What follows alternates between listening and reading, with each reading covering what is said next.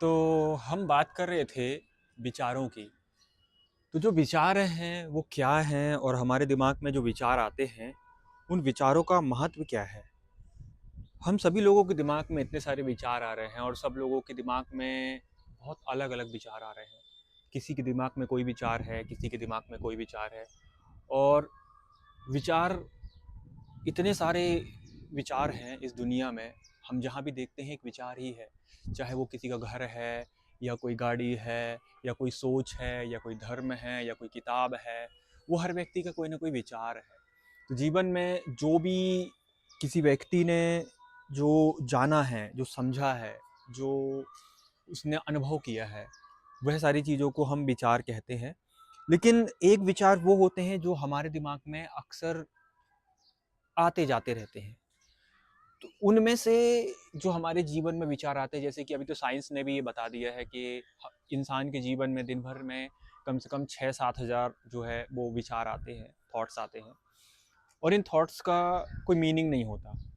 मतलब इतने सारे थॉट्स आते हैं, उनमें से आधे से ज़्यादा विचार तो किसी काम के ही नहीं होते, उसमें से सिर्फ कुछ काम के होते हैं और कुछ ऐसे विचार होते हैं जिनके ऊपर हम सच में बिलीव करते हैं, भरोसा करते हैं, उन विचारों को अपने जीवन में उतारते हैं और फिर उस विचार में काम करते हैं। तो विचार जो है हमारे, उन विचारों को हमें सिर्फ देखना होता है। जैसे कि हम माइंडफुलनेस टेक्निक्स जो होती है, उसमें हम क्या करते हैं कि जो अच्छे विचार हैं, जो बुरे विचार हैं, जो आ रहे हैं या जा रहे हैं दिमाग में, जब आप ध्यान में बैठते हो, मेडिटेशन में बैठते हो, तो फिर आप बस ये ध्यान देते हो कि जो विचार है, वो विचार एक विचार आया, फिर आपने उसको देखा, वो आपके सामने से गया। आपको किसी भी विचार को पकड़ना नहीं है। वो चाहे फिर किसी दुख का विचार हो, किसी सुख का विचार हो। आपने देखा होगा कि अक्सर हम बैठे-बैठे कभी भी हमारे विचारों में ही लड़ाई करने लगते हैं, अपने आप को साबित करने लगते हैं। और बहुत बार ऐसा होता है कि हम किसी भी विचार में उलझ जाते हैं। हमको पता ही नहीं चलता कि हम कब किस विचार में उलझ गए और ऐसे ही हमारा कितना समय निकल जाता है और हम ऐसे ही ओवरथिंकिंग करने लगते हैं। फिर धीरे-धीरे ये ओवरथिंकिंग हो जाती है, जिससे स्ट्रेस होने लगता है। तो जो विचार है वो बहुत सारे प्रॉब्लम्स भी हमारे जीवन में लेकर के आता है। तो आपको ये देखना होगा कि जो दिमाग में हमारे विचार आते हैं वो बहुत ही लेयर में आते हैं, अलग-अलग लेयर में आते हैं। जैसे कि आप एक विचार देखेंगे, जो विचार होंगे वो आपके भूतकाल मतलब पास्ट से रिलेटेड विचार आएँगे, जो आपने पहले किया है या जो हो चुका है, उससे रिलेटेड विचार आएँगे, बहुत सारे विचार आएँगे। या तो फिर आपके दिमाग में विचार आएँगे जो फ्यूचर को लेकर के आएँगे कि आगे मेरे को ये करना है, मैं ऐसा करूँगा, मेरे साथ ऐसा होगा या ये हो रहा है। तो या तो हम भूतकाल के विचारों में फँसे हैं या तो फिर हम भविष्य के विचारों में फँसे हुए हैं।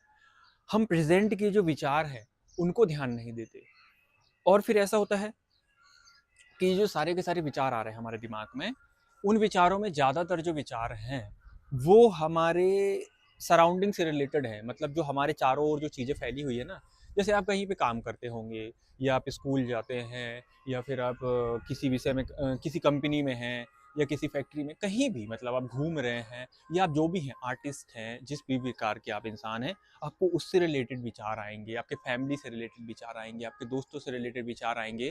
तो कई बार ये होता है कि हम इन सब विचारों के अंदर इतना उलझ जाते हैं कि हम इससे ऊपर सोच नहीं पाते। हमारी सोचने की जो क्षमता है ना, वो यहीं रह जाती है, जो जितनी है ना, हम इतना ही सोचते रह जाते हैं। बस थोड़ा-सा जो है, इसी में हम उलझ गए, फैमिली के अंदर उलझ गए, आप देश की बातों में उलझ गए, आप अपने पॉलिटिक्स में उलझ गए।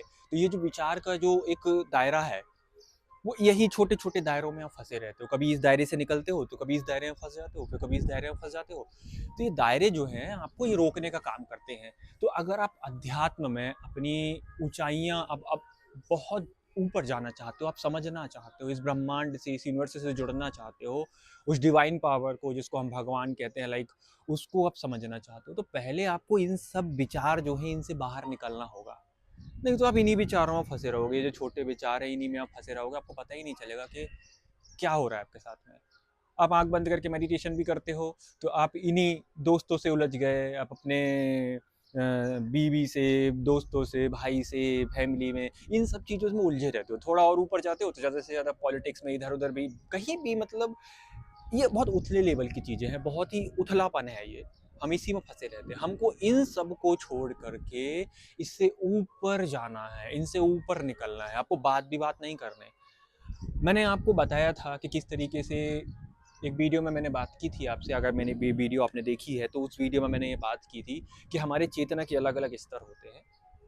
उसमें मैंने बताया था कि किस तरीके से अनुभव होते, कैसे-कैसे हमको पार करना होगा और कैसे हम आगे जाएँगे।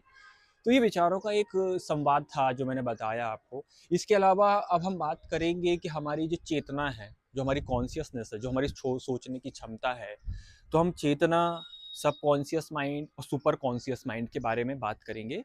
तो वो मैं आपसे अगली वीडियो में बात करूँगा ताकि आप उसको अच्छे से समझ पाएँ। तो ये था एक विचारों, इन सबको पहले आपको पार करना होगा और आप इसके लिए जो है माइंडफुलनेस टेक्निक यूज़ कर सकते हो, जिसमें आप ये देखते हो कि जो आपका विचार है, वो चाहे अच्छे विचार हो या बुरे विचार हो, वो इस तरीके से आ रहा है और जा रहा है। आपको किसी भी विचार के साथ में अपने आप को जोड़ना नहीं है, नहीं तो आप उस विचार के साथ चले जाएँगे और आपका टाइम फिर बर्बाद होने लगेगा और आपको पता ही नहीं चलेगा कि कब आप वहाँ नहीं पहुँच पा रहे जहाँ पहुँचना है, आप कहीं और पहुँच जा रहे हो। तो ये छोटे-मोटे विचारों को आपको धीरे-धीरे प्रैक्टिस करने से होगा, एकदम से नहीं होता है, बहुत ही बड़ी बात है। तो धीरे-धीरे छोटे-छोटे विचारों को आप छोड़ना सीखिए और जो इसके बीच में गैप आएगा ना, शांति का गैप आएगा एक, जहाँ पे आप कुछ भी नहीं सोच रहे होंगे। कोई भी विचार, चाहे बुरा विचार हो, चाहे अच्छा विचार हो, वो आपको पकड़ेगा नहीं। तो फिर आप धीरे-धीरे वो जो गैप आने लगेगा, वो आपको अध्यात्म की ओर लेके जाएगा। वो आपको बताएगा कि आप क्या सोच रहे हो, किस तरीके से आपको कहाँ जाना है। वो आपको डायरेक्शन देगा, वो आपको रास्ता बताएगा। तो इतना ही।